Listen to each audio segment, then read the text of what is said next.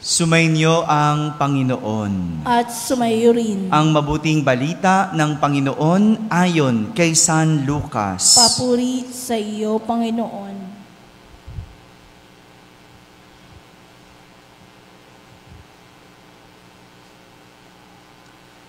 Nang araw ding iyon, ang dalawa sa mga alagad ay patungo sa isang nayong tinatawag na Emmaus. May 11 kilometro ang layo sa Jerusalem. Pinag-uusapan nila ang mga pangyayari. Samantalang nag-uusap sila at nagtatanungan, lumapit si Jesus at nakisabay sa kanila. Siya'y nakita nila, ngunit hindi nila nakilala agad. Tinanong sila ni Jesus, "Ano ba ang pinag-uusapan ninyo?" At tumigil silang nalulumbay. Sinabi ng isa na ang ngalay Cleopas, "Kayo lamang po yata ang dayuhan sa Jerusalem na hindi nakaalam sa mga bagay na katatapos pa lamang mangyari roon." "Anong mga bagay?" tanong niya. At sumagot sila, "Tungkol kay Jesus na taga Nazaret, isang propetang makapangyarihan sa gawa at salita, maging sa harapan ng Diyos at ng mga tao.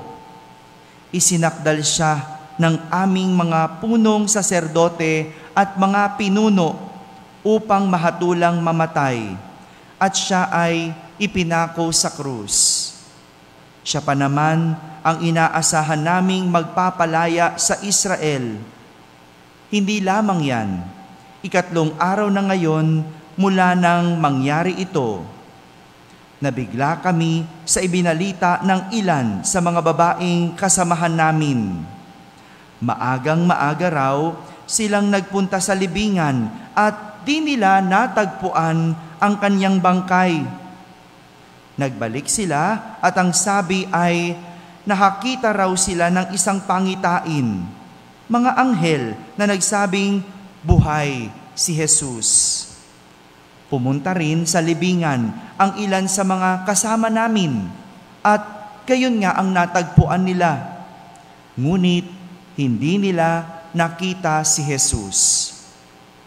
Sinabi sa kanila ni Jesus, "Kay hahangal ninyo. Ano't hindi ninyo mapaniwalaan ang lahat ng sinabi ng mga propeta? Hindi ba't ang Mesiyas ay kailangang magbata ng lahat ng ito bago niya kamtan ang kanyang marangal na katayuan?" At ipinaliwanag sa kanila ni Jesus ang lahat ng nasasaad sa kasulatan tungkol sa kanyang sarili. Simula sa mga aklat ni Moises hanggang sa sinulat ng mga propeta. Malapit na silang sa nayong kanilang patutunguhan at si Jesus ay wari magpapatuloy pa ng lakad, ngunit siya'y pinakapigil-pigil nila. "Tumuloy na po kayo rito sa amin," anila, "sapagkat palubog na ang araw at dumidilim na." Kaya't sumama nga siya sa kanila. Nang siya'y kasalo na nila sa hapag, dumampot siya ng tinapay at nagpasalamat sa Diyos, saka pinaghati-hati at ibinigay sa kanila. Nabuksan ang kanilang paningin at nakilala nila si Jesus, subalit ito'y biglang nawala. At nawika nila, "Kaya pala, ganun ang pakiramdam natin habang tayo'y kinakausap sa daan at ipinapaliwanag sa atin ang kasulatan." Noon di, tumindig sila at nagbalik sa Jerusalem. Naratnan nilang nagkakatipon ang 11 at ang iba pang mga kasama nila na nag-uusap-usap. Muli ngang nabuhay ang Panginoon. Napakita kay Simon.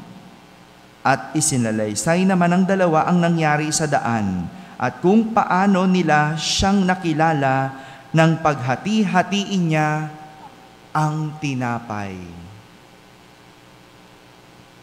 Mga kapatid, ang mabuting balita ng Panginoon. Pinupuri ka namin, Panginoong Hesukristo. Magsiupo po ang lahat at makinig sa homilya. Isang magandang umaga po sa inyong lahat. Pakibating katabi ng magandang umaga. Ayan. Magandang umaga rin sa lahat ng nasa barangay na nakakapakinig ng ating banal na misa, sa lahat ng mga nasa tahanan na nagsisimba via online, at sa lahat ng nasa abroad. Isang magandang araw po sa inyong lahat. Kasama kayo sa aming banal na pagdiriwang dito sa ating parokya. Kwento ng dalawang alagad patungo sa Emmaus ang ating narinig sa ating ebanghelyo sa araw na ito. Kwento ng dalawang alagad patungo sa Emmaus. Matapos ang 3 araw na muling nabuhay si Jesus, na pagdesisyonan ng dalawa na umalis na ng Jerusalem at pumunta sa Emmaus. Sapagkat wala na si Jesus, wala na ang tinuturing nilang Mesiyas, wala na ang kanilang inaasahan na magliligtas sa kanila, kaya't wala na ring dahilan para sila ay manatili sa Jerusalem. Kung matatandaan natin, ang Jerusalem ay lugar kung saan nagsimula ang misyon ni Jesus. Natatandaan niyo pa po ba? Hello. Yan, no? Ano bang mga ginawa ni Jesus sa Jerusalem? Ha? Nagpagaling na mga may sakit. Very good. Ano pa? Nagpalayas ng demonyo. Very good. Ano pa? Gumawa ng kababalaghan. Ano pa? Nagpatawad ng mga kasalanan at nangaral sa mga sinagoga. Kaya, masasabi natin na ang Jerusalem ay importanteng lugar para kay Jesus.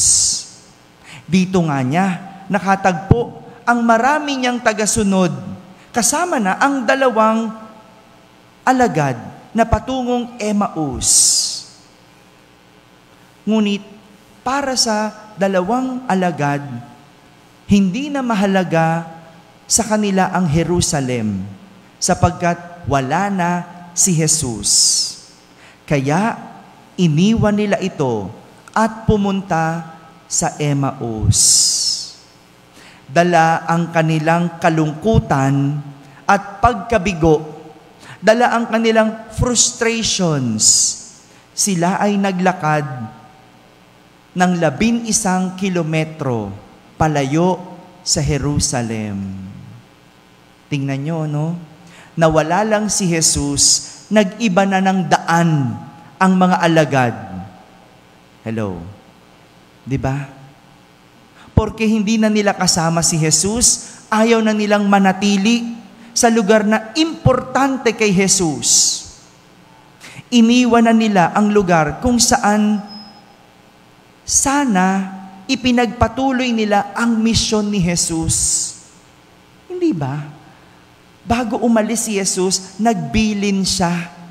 Hindi ba? Bago umalis si Jesus, nagpahiwatig siya. Sa bagay, ganito din naman sa panahon ngayon, huwag na tayong magmalinis. Kapag wala na tayong mapapala sa lugar, iniiwan na natin. Tama? Ang dali nating magbago ng landas. Lalo na kapag hindi natin makita ang presensya ng Diyos. Hindi ba?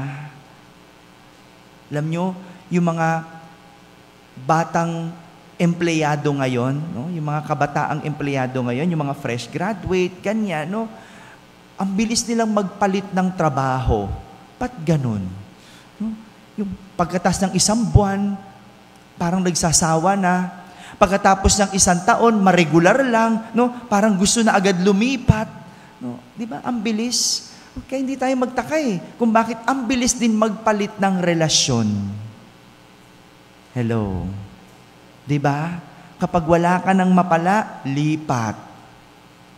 Kapag malungkot na sa lugar, alis. Resign. Lipat.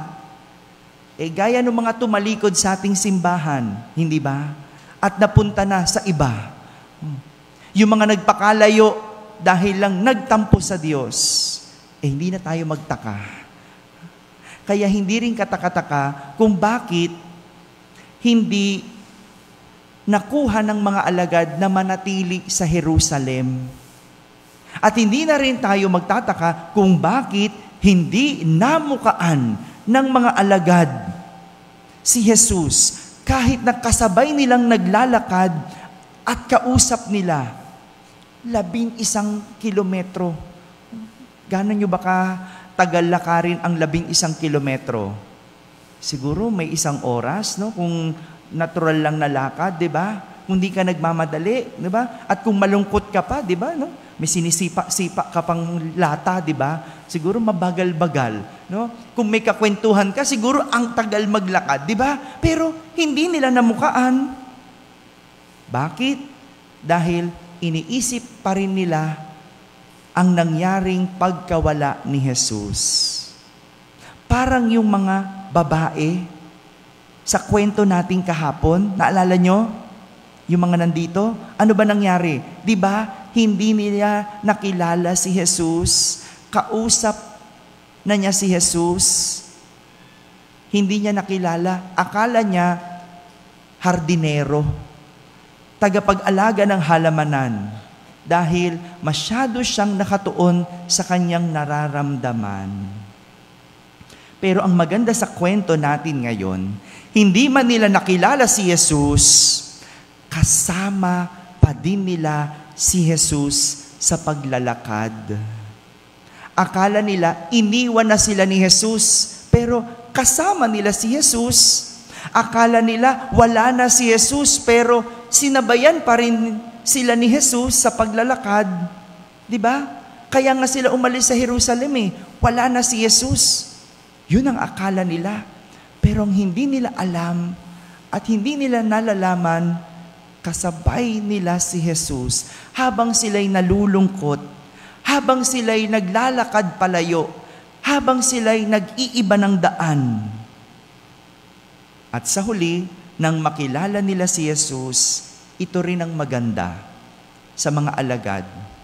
Nagbalik sila sa Jerusalem para ibalita sa kanilang mga kasamahan ang nangyari.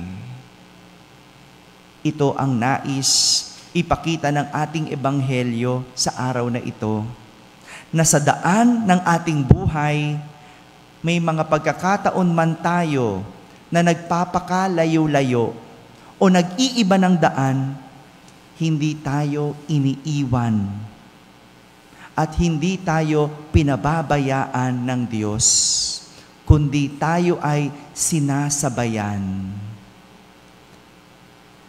Pero ang maganda na tanong, nagbabalik ba tayo sa dating landas, katulad ng mga alagad ni Jesus?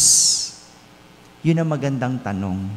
Pero hindi ba, kapag tayo nagpapakalayo-layo, nag-i-emote tayo, bitbit natin yung ating lungkot, di ba hindi naman natin makita ang Diyos? Pero, ang totoo, hindi man natin makita, kasama natin ang Diyos. Kaya nga ang ganda ng imahe ng footprints on the sand. Alam nyo ba yon? Di ba? Yung naglalakad sa tabing dagat, sa buhanginan, no? Akala niya mag-isa lang siyang naglalakad. I-emote pa siya. No? Akala niya pinabayaan siya ng Diyos. Pero hindi niya alam, no? Bit-bit siya ng Diyos. Karga-karga siya ng Diyos. Kaya isa lang ang yapak. Isa lang ang bakas ng yapak kasi hindi niya yon yapak, kundi yapak ng Diyos. Mga kapatid, itong mensahe ng Pasko ng muling pagkabuhay ni Jesus. Sa daan ng ating buhay, kasama natin ang Diyos. Hindi tayo pinababayaan. Ilang beses man tayong magpakalayo-layo at mag-iba ng daan, tayo ay sasabayan ng Diyos. Kaya't sana matutunan din nating magbalik pag nakita na natin at nakilala na natin muli ang Diyos. Amen? Amen. Ngayon naman po, babasbasan po natin ang imahe ni Padre Pio. Sumainyo ang Panginoon. At sumayo rin. Ang imahe na ito na dinadala ngayon ay sagisag at tanda ng inyong pananampalataya at pamimintuho sa pagmamahal ng Diyos sa atin at sa mabisang tulong ng mahal na Birhen at ng mga santo.